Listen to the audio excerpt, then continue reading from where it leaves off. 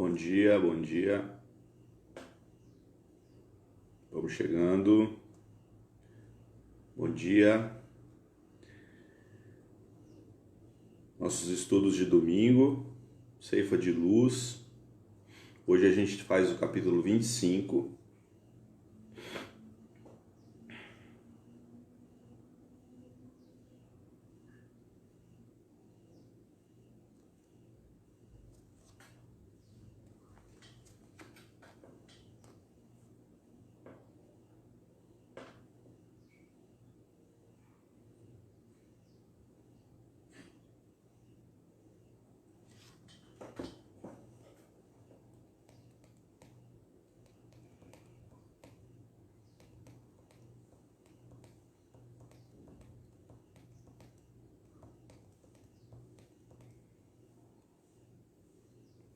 Vamos pedir a Deus, vamos pedir a Jesus que nos ajude a encontrar a nossa própria paz através das boas ações das nossas vidas, que nascem antes em nossos pensamentos, nossa vontade, no direcionamento que damos para os nossos desejos. Senhor, ampara a fonte que emana dentro de nós mesmos, para que sejamos mais brandos, pacíficos, humildes, amorosos, solidários e fraternos, Senhor. Não nos deixe só nesse momento ímpar que vivemos, olhando para nós mesmos e não gostando muito do que nós vemos. Que nós possamos começar de novo a cada novo dia. Muito obrigado, Senhor. Ampara os nossos estudos, que possamos estar condizentes com os vossos ensinamentos. Que assim seja. Bom dia. Vamos lá, gente. Ceifa de Luz, capítulo 25, intitulado Lei e Vida. O Emmanuel, nesse capítulo, ele toma por base a passagem que está em Mateus, livro de Mateus, capítulo 5, versículo 17, que é uma passagem muito conhecida no movimento espírita do Espiritismo. Bom dia, Neuza. Bom dia, Ana. É muito conhecida, porque é o primeiro capítulo, é a referência do primeiro capítulo do livro O Evangelho segundo o Espiritismo. Que não é a mesma coisa que Evangelho, tá, gente? O Evangelho de Jesus, ele é um livro que se chama O Evangelho segundo o Espiritismo. Como nós temos outros livros que usam o nome Evangelho, né? Da onde vem a palavra Evangelho? Evangelho é uma palavra aportuguesada de uma palavra latina, chamada Evangelius. Evangelius significa literalmente boa nova ou boa notícia. Bom dia, Joyce. O que é a boa nova? O que é a boa notícia? Na época de Jesus, as comunicações eram feitas por carta, né? Uma coisa óbvia. Por correspondência, pergaminho ou o que o valha. Então, por exemplo, as províncias do Império Romano, em Roma dominava toda aquela região ali da Palestina, né? do norte da África, do começo do Oriente, ali, parte entrando já no território asiático, onde a gente chama de Ásia Menor, depois propriamente a Ásia, né? A parte mais ao leste, parte europeia, então era tudo romano, né? Então Roma tinha centralizado o seu poder na cidade de Roma e tinha ramificado por todo aquele território, e era longo, né? Então tinha lá uma província lá no cantinho do império que precisava de um reforço, né, da polícia da época. Então ele mandava uma carta para Roma pedindo reforço, porque uma rebelião de escravos estava prestes a acontecer. Um exemplo. Aí vinha a resposta. A resposta de Roma para a província era chamado de Evangelios, de boa nova, boa notícia, assim se esperavam, né? Uma boa notícia. Então, evangelho quer dizer boa notícia, tá bom? Só um lembrete aqui, porque inclusive nós temos o nosso livro, né? O Evangelho Inverso, olha eu fazendo merchan. E não tem nada a ver, na verdade tem um pouquinho de relação, mas nós não estamos substituindo nada, tá bom? É só um nome. Não penseis que vim revogar a lei ou os profetas. Não vim para revogar, vim para cumprir. Vamos repetir? Não penseis que vim revogar a lei ou os profetas. Não vim para revogar, vim para cumprir. Isso foi Jesus, logo depois do discurso que a gente comumente chama como Sermão da Montanha ou Sermão do Monte, né? Quando Jesus fala das bem-aventuranças, e um dos versículos é esse ensinamento: não vim destruir a lei. Quando a gente vai buscar no Evangelho traduzido para o grego, né? Porque Jesus não falou em grego naquele momento, ele falava para um povo simples, para os seus discípulos, para os seus apóstolos, para o pessoal ali daquela região da Galileia, um lugar mais pobre da Palestina. Então, era um pessoal que não tinha muita cultura, né? A Grécia não tinha alcançado ainda a cultura daquela região. Então, eles falavam um linguajar mais simples, um aramaico antigo, né? Então, Jesus provavelmente se fazia entender falando a língua deles.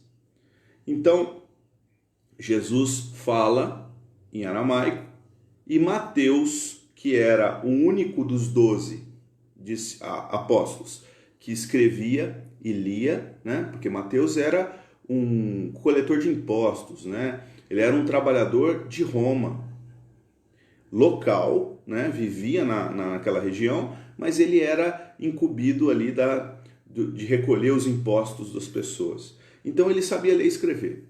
Talvez o único deles, é o que a gente tem notícia, tá? E ele em loco anotou as coisas que Jesus disse. Imagina, são palavras muito muito poderosas e fortes que ele mesmo anotou.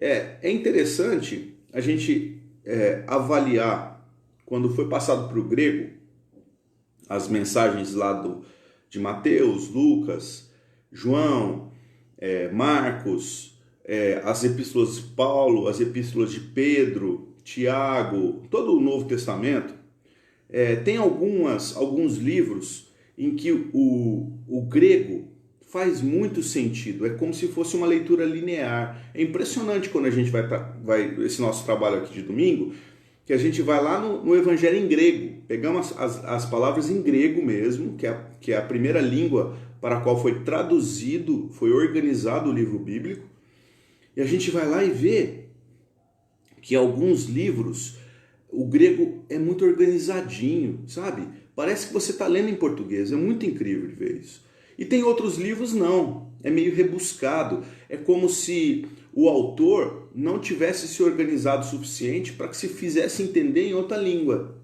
Mateus não. Mateus escreveu tão perfeitamente o que Jesus disse que facilitou para os escribas que transcreveram em grego. Então, quando a gente vai ler a frase em grego, fica muito fácil.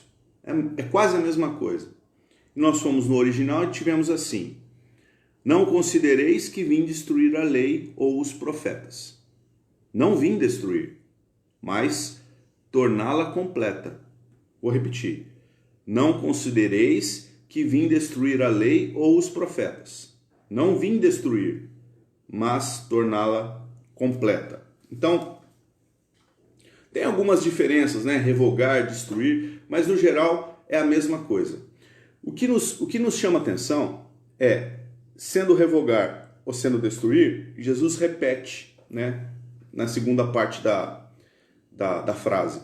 Então, não vim revogar, e lá na frente, Não vim revogar, né? Não vim destruir, não vim destruir. Então, para a gente que está estudando o Evangelho, quando a palavra aparece repetida na mesma frase, para a gente tem um peso triplicado, não é só dobrado, é mais que dobrado, né? Então, Jesus não veio dizer para as pessoas que as leis trazidas por Moisés eram erradas. Ele não veio passar uma borracha por cima das leis mosaicas. E aqui, gente, mais uma ressalva. Quando ele fala de lei, a gente foi lá no original grego, e não é lei universal, não é lei de Deus. Às vezes a gente tem essa confusão, né? Não vim destruir a lei. Às vezes, eu mesmo já confundi isso, já falei que era a lei de Deus, né?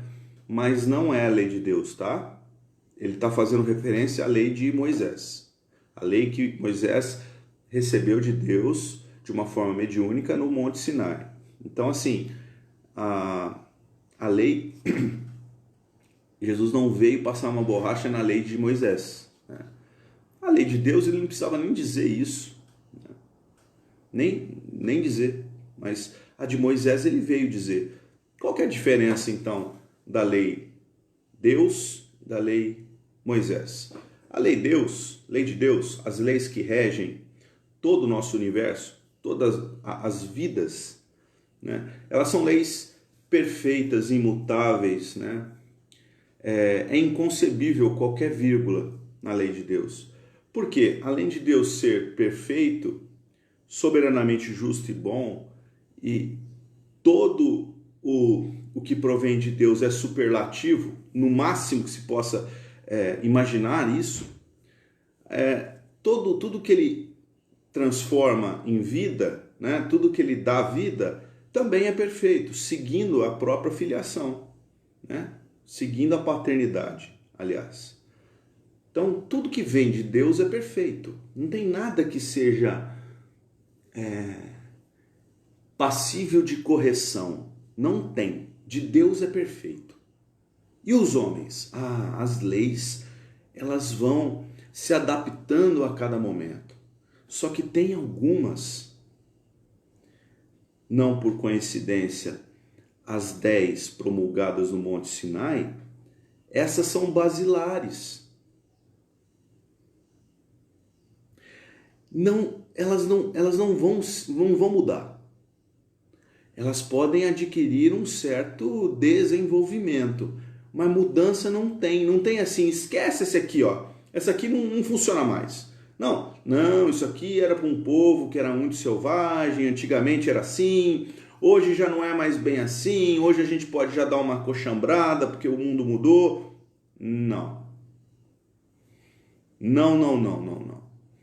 Porque do contrário, nós estaríamos pensando que Deus também mudaria de palavra. Por quê? Moisés não foi um dos grandes profetas que viveu entre nós e trouxe uma mensagem, segundo ele, segundo a Bíblia, né, diretamente de Deus?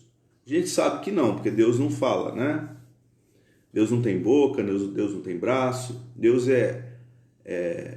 não é uma figura que a gente possa imaginar, não existe, né, uma analogia para Deus. A gente conhece alguns dos seus atributos.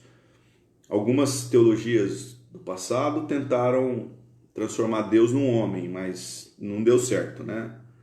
Cai rapidamente aí com simples pensar racional que Deus não tem nenhuma forma humana, nada parecido, né? Mas pensando nas leis, vamos lá. Vocês lembram das leis? Quais são? Tá no Evangelho segundo o Espiritismo, hein? Lá no primeiro capítulo. A primeira é bem mais comprida, né? Ele fala que eu sou o Deus que tirou do Egito, do período da escravidão. Então é um pouco mais longo. Mas no final ele fala assim, não deve haver outros deuses. Só um. Isso é passível de mudança? Jamais. Porque 2 deuses supremos, superlativos, um tem que ser superior ao outro. Do contrário, o universo entra em desequilíbrio, né? Tem que ter um chefe, dois não dá. Vocês já tiveram dois chefes no trabalho que mandavam igual? Já ou não? Se sim, vocês sabem do que eu estou falando. Um vai dar uma ordem para um de uma coisa, o outro vai dar uma ordem do outro. Quem você segue? Ah, o que tem que manda mais. Então tem um que manda mais que o outro. Não tem jeito, né? Então a ordenação do universo tem que ter um soberano, único, uno, pleno. Então, um Deus. O segundo, não pronunciar o nome de Deus em vão. O terceiro, o dia de sábado deve ser santificado. Nós falamos dele aqui semana passada, né? E aí vem assim, ó, 4, 5, 6, 7, 8, 9, 10 são negativas, né? Não, desculpa, depois tem honrar pai e mãe. Perdão, o quarto é honrar pai e mãe. Depois de honrar pai e mãe, vem as negativas. Não matar, não cometer adultério, não roubar, não mentir, que é testemunhar falsamente contra o irmão, não desejar a mulher do próximo e não desejar mal ao seu próximo. Isso é mutável, gente? Pensa na exemplificação de Jesus. Isso é mutável? Se naquela época roubar era considerado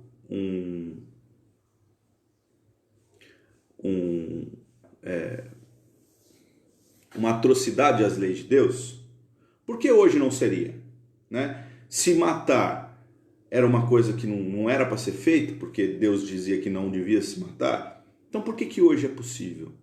Por que hoje mudou? Porque você tem a condição de avaliar o que pode ser morto e o que não pode? Aí são as leis humanas, né, que vão tomando as suas ramificações, mas a base são as 10 leis de Deus trazidas por Moisés, né, através de Moisés lá no Sinai. E ele claramente diz, não matar. Então, não matar. Mas não pode matar nem aquele que já matou um monte de gente, não. Não matar. Está lá dizendo isso. Não cometer adultério. Ah, mas tem casal que vive... Não cometer adultério. Está lá dizendo isso, né? Não roubar. Mas nem 1 litro de leite para matar a fome. Não roubar. Então, assim, está dizendo isso. A gente pode mudar ou não. Você que resolve. Tem as leis humanas que vão te punir, né, perante as leis que foram criadas por cada país. Porém, existe uma lei superior a elas, que é a do Monte Sinai. Jesus não veio reformar lei nenhuma. Ele só veio complementar. Com o quê? Com amor. Amai-vos uns aos outros. Amar a Deus, amar ao próximo e amar a ti mesmo. Ele veio complementar essa lei. Ele veio trazer a lei racional, que era no Monte Sinai, as 10, ele veio trazer um acréscimo, que era o amor, que era a fraternidade, a solidariedade. Porque com o amor, você não vai pensar em matar, você não vai pensar em roubar, você não vai pensar em adultério, em nada disso, porque tem amor, porque tem respeito, porque tem carinho, porque tem caridade. Mas é uma coisa muito óbvia. Só que o óbvio, às vezes, para a gente não funciona, né? Tem que ter uma coisa diferente, a gente tem que chamar a atenção da sociedade de uma maneira diferente. Porém, está dizendo, há 2.700 anos atrás foi trazida uma lei, mantida até hoje, não sei como, né? Porque, como eu digo não sei como, porque ela foi recebida por Moisés, e Moisés falou para o pessoal lá, que estava de saída da... Eu falo de saída porque, assim, no contexto bíblico, Um ano é nada, né? 10 anos é nada. 100 anos, talvez alguma coisa, mas o tempo bíblico é diferente do tempo que a gente entende aqui na nossa vida atual. Então, assim, eles tinham acabado de sair do cativeiro do Egito, estavam em direção à Terra Santa, né? A Palestina, de volta, né? Porque já tinham habitado aquela região, vieram para o Egito, estavam de volta depois de 400 anos presos no Egito como escravos. Eles estavam revoltados com aquela situação. Aí Deus permite que Moisés transcreva o que seria harmônico para a humanidade, as 10 leis, né, que seriam ali harmônico, né, um clima festivo nessa vida para aquele povo. E o que os hebreus fazem com as 10 leis do Sinai? Sabe o que eles fizeram? Eles transformaram as 10 em 613. 613, eu não falei o número errado, 613, que são exatamente o número, da quantidade de ossos que nós temos em nosso corpo, tá? Os ossos bem pequenininhos que a gente tem aqui na face, no crânio e no resto do corpo todo. Se contar todos de um homem que tem, homem e mulher, né? Que tem todos os ossos íntegros no corpo, dá 613. Então eles transformaram as 10 em 613. Adivinha? Tudo dando um jeitinho, né? Para dizer não matar. Ah, não, mas não matar em algumas ocasiões pode, né? Então não é não. Pode em algumas ocasiões. Então, foi mudado completamente. Por isso que eu digo, eu não sei como sobreviveu as 10 leis e chegou pra gente até hoje, né? Não sei como não, né? É porque Deus quis. Então, mas chegou. Chegou e a gente ainda continua dando um jeitinho, né? Ah, não, vamos matar. Ah, se o indivíduo matou muita gente, merece morrer. Mas tá dizendo não matar.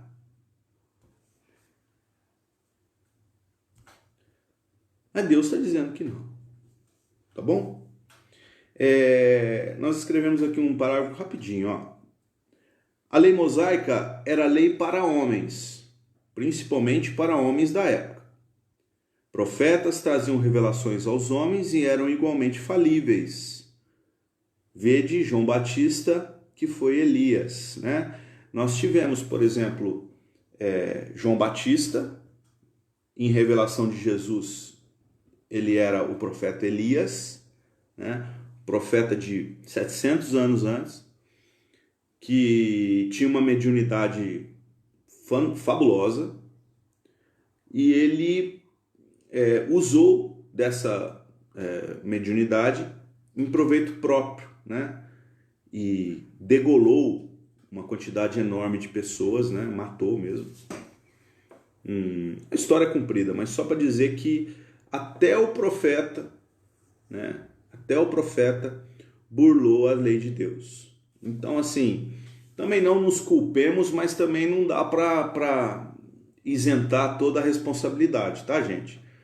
Não matar é não matar. Então, o cristão que se preze não pede a morte de ninguém. Jamais. Nem aquele que matou sua família inteira, só sobrou você. Tá bom? Não matar. Aí veio Emmanuel na lição de hoje. Lei e vida. E diz assim: não matarás, diz a lei. O texto não se refere, porém, unicamente à vida dos semelhantes. Então, Emmanuel passa um pouco mais, né? Ele tem esse poder de síntese, ele tem essa cultura de dizer que o não matar é não matar o próximo, mas tem mais. Vamos ver o que ele diz. Não frustrarás a tarefa do outro, porque a suponhas inadequada, uma vez que toda tarefa promove quem a executa, sempre que nobremente cumprida. Não dilapidarás a esperança de ninguém, porquanto a felicidade no fundo não é a mesma na experiência de cada um. Então, primeiro parágrafo, ele fala que matar, né, também pode ser frustrar a tarefa dos outros. Por quê? O que chama atenção para a gente quando você atrapalha a tarefa de alguém? Vamos deixar no ar? Não dilapidarás a esperança de ninguém, né? A gente vê maneiras de se conduzir a própria fé de um jeito diferente, né? Nós temos os espíritas que pensam de um jeito, católicos que pensam no outro, ateus pensam de um outro, evangélicos nas suas diversas linhas pensam de um outro. Por que o nosso tem que ser o correto? E se for, por que eu tenho que me impor perante o outro? Vamos deixar no ar também. Não destruirás a coragem daqueles que sonham ou trabalham em teu caminho, considerando que de criatura para criatura difere a face do êxito. Ontem um colega meu, um amigo, recebeu uma chamada de uma outra amiga. Ele fez um estudo ao vivo pelo Facebook. E a pessoa, ao invés de qualquer palavra de incentivo, né, de ajuda, ou qualquer coisa que o valha, escreveu para ele assim: olha, eu estou te sentindo acabado, olha, você está cansado, posso te ajudar? Então assim, o que ela matou ali, né? Será que fez bem por próximo? Continuando. Não aniquilarás com inutilidades o tempo de teus irmãos, porque toda hora é agente sagrado nos valores da criação. Não extinguirás a afeição na alma alheia, porquanto ignoramos todos nós com que instrumento de amor a sabedoria divina pretende mover os corações que nos partilham a marcha. Então, assim, às vezes aparece uma pessoa na sua vida que ela não te faz muito bem, né? Que ela te traz mais dificuldades do que ajuda. É comum a gente dizer assim: eu não vou ficar perto de quem me faz mal, né? Mas continuamente os encontros eles continuam acontecendo. Tem um motivo disso acontecer. Tem um motivo. Então, o que chama atenção, o Emmanuel chama atenção ao invés de a gente ficar lutando contra situações que se repetem, vamos parar e pensar por que elas estão acontecendo. Né? Não é simplesmente uma coisa assim: ela não gosta de mim. Né? Mas vamos tentar compreender, né, antes de extirpar essa pessoa da sua vida. Porque você tirando a pessoa da sua vida também, segundo o Emmanuel, é matar. Não exterminarás a fé no espírito dos companheiros que rentenham contigo, observando-se que as estradas para Deus obedecem às estruturas e direções que variam ao infinito. Reflitamos no bem do próximo, respeitando-lhe a forma e a vida. A lei não traça especificações ou condições dentro do assunto. Preceitua simplesmente: não matarás. Então, assim, brilhantemente, no último capítulo, no último parágrafo, ele diz que a lei ela não explica, né, o que significa o não matarás. Isso aí foi um pensamento que o Emmanuel destrinchou e estudou a respeito dessa lei, né? Não matarás. Ela simplesmente pede para não matar. Então, não matemos nada, né? Porque é uma lei de Deus. Então, tudo que a gente fizesse descumprir perante as leis, sofreremos as reações das nossas ações. Basicamente é isso. Tá? As perguntas que ficaram no ar, né? Os porquês. Todos eles, amigos, Todos eles nos levam a refletir a respeito da vaidade. Pela vaidade, que é filha do orgulho, nós muitas vezes matamos as ideias do próximo, que são diferentes das nossas. Matamos a fé do próximo, que é diferente da nossa. Matamos o compromisso que o próximo tem com ações que não te fazem sentido. Então, a morte, ela circunda o vaidoso, o orgulhoso. Basicamente é isso. E para nós fecharmos o nosso estudo de hoje, no livro Na Seara do Mestre, Vinícius, né, esse escritor que trouxe pérolas para a gente, ele tem um capítulo chamado Vaidade. O livro é esse aqui, ó. Na Seara do Mestre. O último, vocês me deem licença para ler só o último parágrafo, tá? E ele diz assim: dizem que as guerras também contribuem para a obra da evolução. Dizem. É certo que Deus sabe tirar das próprias loucuras que os homens cometem os meios de corrigi-los e aperfeiçoá-los. Todavia, não é menos certo que Deus não precisa nem necessita de tais insânias para realizar seus desígnios. A guerra, portanto, sendo uma calamidade, uma infração monstruosa das leis humana e divina, nada pode apresentar que a justifique.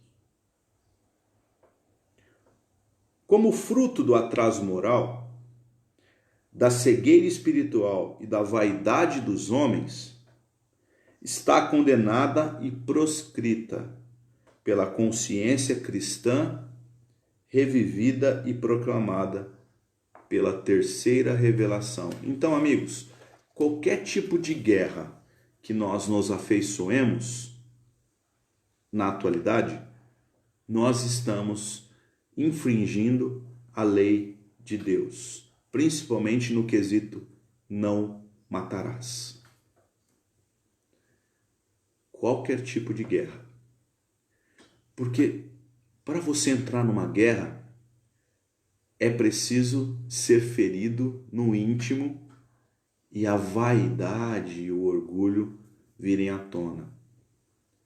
Então, reparem se em todas as discussões caseiras, se em todas as discussões no trabalho, se em todas as discussões políticas, né, se em qualquer tipo de guerra que nós nos embrenhemos, não estão presentes vaidade e orgulho. Então, não matarás é aprender a controlar a própria ânsia, né, de desforra, a própria vontade ainda vacilante no quesito moral, né, de querer a qualquer custo se impor. Impor uma fé que nós ainda não temos, impor um racionalismo que ainda nós não desenvolvemos e muito menos o sentimento que ainda está por vir, tá bom? Boa semana para todo mundo, obrigado por estarem aqui conosco, fiquem com Deus, muito obrigado, beijo.